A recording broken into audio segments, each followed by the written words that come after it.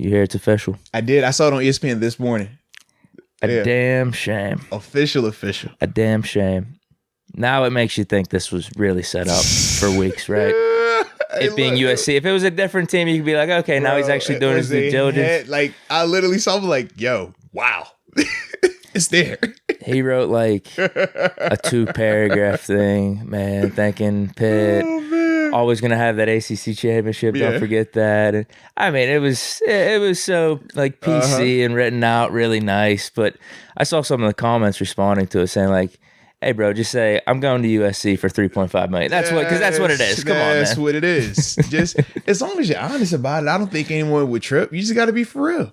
And yes, the 3.5 is the reason why you're leaving. Yeah. It's a great reason to leave, but yeah, that's why he's leaving. Yeah. Like, what if he would have got 2.5 here at Pitt? Right. What do you value? I mean, because I think there is something to sticking it out with your teammates, maybe. Could Pitt offer him 2.5? I heard they matched it. Serious. So that makes you also wonder, maybe there was other reasons why he wanted to go to USC, like Lincoln Riley, Caleb Williams. Maybe that being in that system would help his draft stock the best too. So maybe there's other reasons. I just wish I could know for a fact though if they really offered him the 3.5 and he turned it down to go to Cali. Yeah, I don't know exactly because maybe that's another reason too. Maybe he wanted the weather, wanted to hang out in California. If that's the case, you do you. But I would just want to know definitively, like, did they really offer him the 3.5? Like, did they really match it? I'd like to think so. Yeah. I'd like to think we gave our best effort. I hope so. Best receiver. I can't say best receiver in Pitt history. I mean, Fitzgerald's definitely in that mix too. Yeah, but probably a top 3 receiver. Pitt, though, does it make sense if you're Pitt to pay Jordan Addison 3.5 to stay? Whereas for USC, their budget is a lot bigger. This was probably going to be, I mean, last year was the best season Pitt has had in probably the last 30, 40 years. So this season had a chance to top that. So I think you got to try to go all in. Yeah, but this is college football. It's not like the NFL. Like, I just think the money's a little bit different, right? For Pitt compared to USC. USC could pay a player 3.5. They got like just a big. Well, how's this even working? Is USC even paying it, or is that's it? What I'm telling you. It comes from the sponsors. Like, that's why when Deion said that about Saban, and that's why I was laughing. I'm like, but he's for real because it is the boosters that fund a lot of that type of money for the NILs and stuff. Yeah, so that's what I'm saying to myself. USC's market with their boosters and alumni compared to Pitt's market for their boosters and alumni, they're spending a lot more. They have a lot more disposable income for those type of deals. And that's why what Saban was saying about Texas A&M, it's like, yo, we know in Texas, their boosters, Texas A&M, they got big time donors. They got big time financial support. So that's why they could go and legit say, you know what, we're going to make sure every recruit that we want to get is going to have some type of nice, NIL deal already there for you. And it doesn't have to cost the university anything. It's solely because we got all these boosters around us. So that's what I'm saying. Like, if you're Pitt, can you really trying to match that for just one player? Whereas for USC, I'm like, man, I'm sure they got multiple guys with deals like that or close to it. Who's our big time Pitt people out there? They say Aaron Donald. Who's the guys with the big pockets outside of football players? That's what I'm saying. Yeah. Because we need some big businessmen. I would say Mark Cuban, but he didn't go to Pitt. He's from Pittsburgh. I think he went to Indiana. Yeah. So he doesn't really have any ties to the college. We got Aaron. I mean, could we get the football players in the NFL, former players, to kind of put their money together? You see what I'm saying? Shady McCoy, he's got some money. Yeah. Aaron Donald, Larry Fitzgerald. But they could have pitched all for 3.5, right? Bump it up to 4. Well, how does that benefit them? Like, think about it, like for a booster, Pitt legacy. Yeah, for like the boosters, they like that. They're like, we never played, but this go. That's ours right there. We feel good about it. Put our name on a building or something. Like, we feel good. I'll put something in. I'll put a couple hundred in. But it's different though, bro. Because as a player, you're like, bro, that doesn't entice me. Like, why do I want to spend to get this guy on? I don't want to do that. Not 3.5. Man, I don't know. I'm just trying to think of names. There's that guy that literally had the head coaching. Guy. No, the guy that had. That guy, that one dude, man. I don't know his name, but he had the Pitt head coaching title named after him. He shelled out a lot of money into Pitt, so maybe he needs to go deeper into his pockets too, so we can keep guys like Jordan Addison.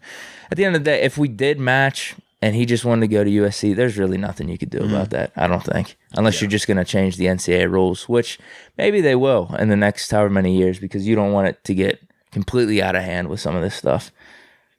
I don't see how they're going to be able to put those type of parameters on it all the way, though, I think you should be able to transfer. You definitely should. Okay. And you should be able to get compensated as much as you want. I agree too. But what's the whole tampering process? And here's the other thing. I mean, tampering, it is what it is, right? You're not gonna not have your boys hit you up and say, like, hey man, why don't you come play out here with us? In the NFL, that's naturally gonna happen. Yeah. In the NFL, there's tampering. We've already talked about that. It's like we cry foul when it hurts something that is close to us. Yeah, it sucks. It just sucks. Right. It but just sucks. At the end of the day, I'm like, I don't see how you put parameters to that extent on this, because the whole issue at the collegiate level is these coaches get paid tens of millions of dollars, and these players, up until the NIL stuff became active, were playing for free. I get the whole, you're getting a scholarship. And it's like, bro, look at the numbers. They've already shown how the number works. These guys, what they're generating versus what they're getting in terms of a free education is just ridiculous. Yeah, Juju is getting paid less now, I think, than it's Jordan Addison, and guaranteed money at least. It's nuts. It's nuts. And it's like, only with sports was it that you could be on a scholarship, but you can't have a job that pays you money. You know what I mean? Where you couldn't use your name, image, and likeness, whereas you could be a communications major and still be doing a paid internship at a Fortune 500 and nothing would be an issue. So now that they've got that out the way, I don't see this thing going backwards in any capacity. I think it, hopefully the market will balance itself out in a sense, but I'm just trying to figure out how are they going to get the players to agree to this. It just doesn't. If I'm a player, like, why would I sign anything or change it where you're going to put a cap on how much I can make when these coaches are not getting capped at what they can make? Their salaries are continuing to go up. Their houses are continuing to get bigger. These universities, when you go to see some of these facilities, bro, I know they got water parks and everything. It's like, man, you know why it's a water park in there? Because we're not getting paid what we need to get paid, baby. That's why. So I definitely kind of like this though, man. Listen, I'm with you. Yeah.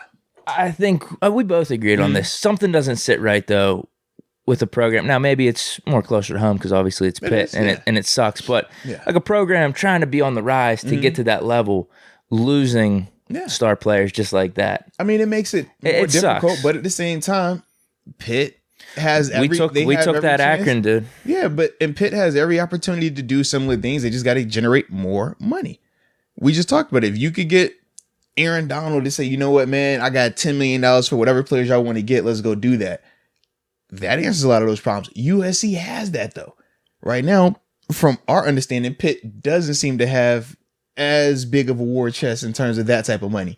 So is it a negative? Sure. But I think it's no different. I mean, obviously, I don't want to use the baseball analogy because you see baseball, they don't win like that. Small market versus big market. But it's like you can still be competitive. You can still figure out how to get those guys there. I just think you got to, number one, have some guys that can recruit their tail off to ultimately talk guys out of that type of thing. But yeah, it just makes it more difficult, but it's not impossible though. Yeah. I still think ultimately what Pitt has in their favor is we turn out some good prospects. Yeah. And with where we are level-wise versus some of the other programs like USC, Texas, Alabama, you can have good guys come out of the weeds essentially and make a name for themselves, like Kenny Pickett, like even Jordan Addison. Because if Jordan Addison was on in Ohio State or in Alabama up to this point in his career, maybe he doesn't have the yards, maybe he doesn't have the seasons that he had because you get a lot of good opportunities here. I mean, I'm with it. I just think it is when you're playing at an Ohio State, though, you don't have to have a season for the ages to still be viewed as like one of the top prospects coming out. And I think we see that every year, whether you're talking Ohio State, USC, Bama, any SEC school, we're like, yeah, this season wasn't that great, but this dude's still going top 10. Why? Because he played in the SEC, because he has these intangibles, and he put up decent numbers. I think if you're Jordan Addison, if you were already playing at one of these other programs, you wouldn't have to have had a season like you had last year to be talked about like you're being talked about now. If you were playing at one of them schools. Potentially. All depends on the playing time. Because Jamison Williams couldn't even beat out the Ohio State receivers. But as soon as he went to Alabama and he did get on the field, how's he talked about? No, I agree. That's my point. You just got to have playing time. Yeah. That's really it. Yeah. shine through. And Pitt could give you that if you're actually decent, because there's not competition amongst like top 10 recruits all around in your position. You know what I'm saying? Just a bummer. But we got that dude from Akron, though. I told you he was like the #1 wide receiver recruit, or not receiver recruit, but guy in the transfer portal up until this point, until Jordan Addison. Yeah. So we got him, Kenoda Mumfield. So we good there, man. Shoot. Hopefully. I mean, he'll be our new receiver Addison, one. Man, we don't want hostages. We want volunteers. Tell him.